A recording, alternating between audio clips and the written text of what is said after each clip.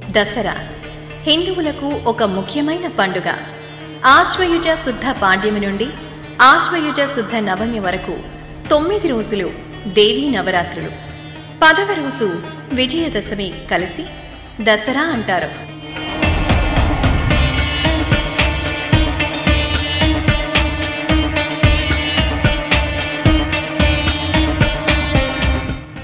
ఇది ముఖ్యంగా శక్తి ఆరాధనకు ప్రాధాన్యత ఇచ్చే పండుగ. ఈ పండుగని నవరాత్రి, శరన్నవరాత్రి అని అంటారు. శరదృతువు ఆరంభంలో వచ్చే పండుగ కనుక ఈ పేరు వచ్చింది. ఈ పండుగ మొదటి 3 రోజులు పార్వతీదేవిని, తర్వాతి 3 రోజులు లక్ష్మీదేవిని, తర్వాత 3 రోజులు సరస్వతీదేవిని పూజిస్తారు. ఈ సమయంలో పూజలు విద్యార్థులు తమ పుస్తకాలను ఉంచుతారు. ఇలా చేస్తే విద్యాభ్యాసంలో విజయం లభిస్తుందని విశ్వసిస్తారు. దసరాలో బొమ్మల కొలువు పెట్టడం ఒక ఆనవాయితీ. ఆలయాలలో అమ్మవారికి ఒక్కో రోజు ఒక్కో అలంకారం చేస్తారు. ఈ 9 రోజుల్లో అమ్మవారిని 9 రూపాల్లో పూజిస్తూ ఉంటారు. లోక కళ్యాణం కోసం అమ్మవారు ఒక్కో రోజు ఒక్కో రూపాన్ని ధరిస్తుంది.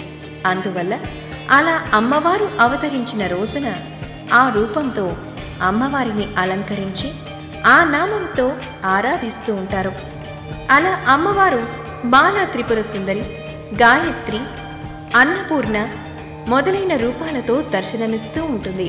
నవరాత్రుల్లో దేవిని పూజిస్తే 10 జన్మల పాపాలు తొలగిపోతాయని ప్రగాఢ నమ్మకం.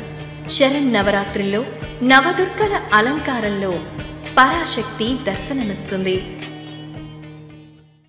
నవరాత్రుల్లో 4వ రోజున మహాలక్ష్మీదేవి అలంకారం.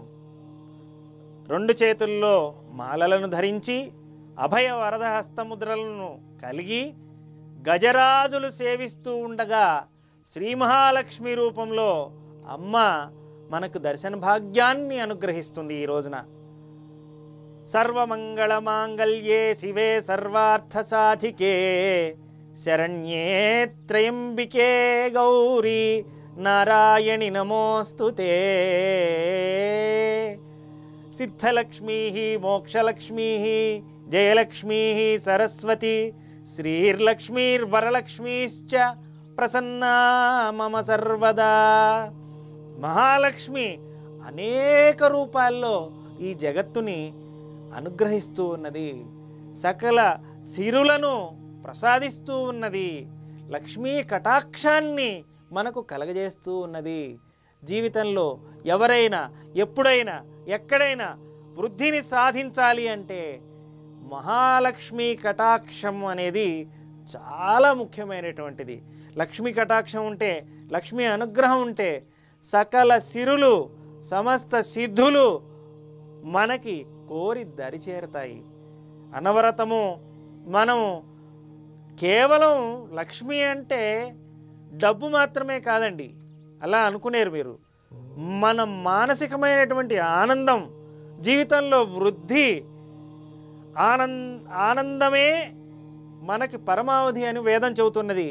అలా ఏ రూపంలో మనం సమృద్ధిగా ఉంటామో, ఏ విధానం ద్వారా మనకి లక్ష్మీ కటాక్షాన్ని పొందగలిగి మనము ఆ ఆనందాన్ని అనుభవైక వైద్యం చేసుకుంటామో, మనతో పాటు మన కుటుంబాన్ని, మన బంధుగణాన్ని, మన చుట్టుపక్కల ఉన్న వాళ్ళని, మన సొసైటీలో మిగతా మనతో పాటుగా జీవిస్తూ ఉన్న వాళ్ళందరినీ మనం ఆనందంగా ఎప్పుడైతే ఉంచగలుగుతామో అప్పుడు మనకి పరిపూర్ణంగా మహాలక్ష్మి కటాక్షం ఉన్నట్టుగా లెక్క.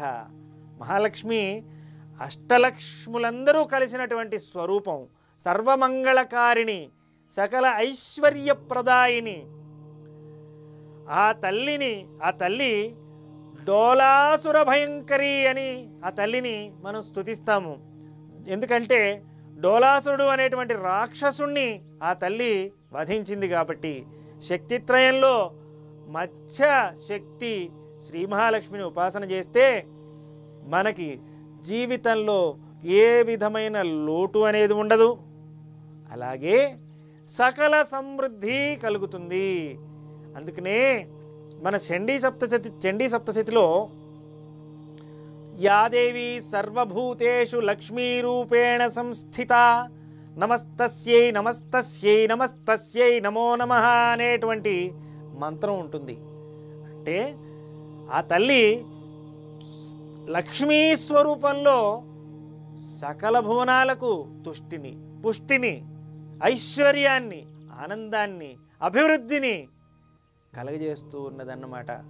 ఇది అనేక విధాలుగా మనకు అనుభవైక వేద్యమైనటువంటి సత్యం జీవితంలో. శరన్నవరాత్రుల్లో మహాలక్ష్మిని పూజిస్తే సర్వమంగళకరంగా ఉంటుంది.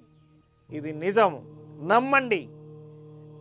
అంటే ఈ ఒక్కరోజు ఆ తల్లిని ఉపాసించి మిగతా రోజుల్లో వదిలేమని కాదు, అనవరతము అత్యంత నమ్మకంతో, దీక్షతో, దక్షతతో, పట్టుదలగా నిత్యం ఒక నియమాన్ని ఏర్పాటు చేసుకొని, ఒక నిర్దిష్టమైన సమయాన్ని కేటాయించుకొని మనస్ఫూర్తిగా ఆ తల్లిని వేడుకోండి. మీకు సకల సిద్ధులు, సకల ఐశ్వర్యాలు కోరి దరిచేరతాయి. ఇది నిజం, ముమ్మాటికి నిజం.